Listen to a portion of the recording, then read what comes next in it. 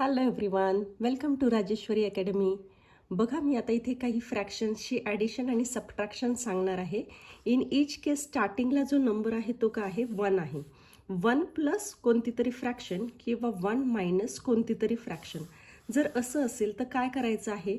बघा, प्रत्येकाचा जो डिनॉमिनेटर आहे फ्रॅक्शनचा तो तसाच्या तसा ठेवायचा आहे. मग प्लस करायचं असू दे किंवा मायनस करायचं असू दे, डिनॉमिनेटर हा तसाच्या तसा राहणार आहे in each case.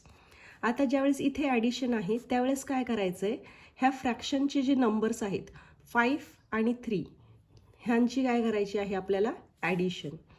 7 plus 2, okay, 4 plus 1.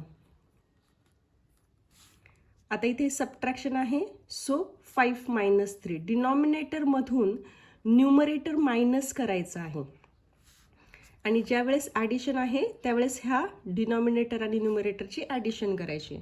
7 minus 2, इथे 4 मायनस 1 आहे. सिम्पल. आता करूयात. 3 प्लस 5 इज 8 अपॉन 5.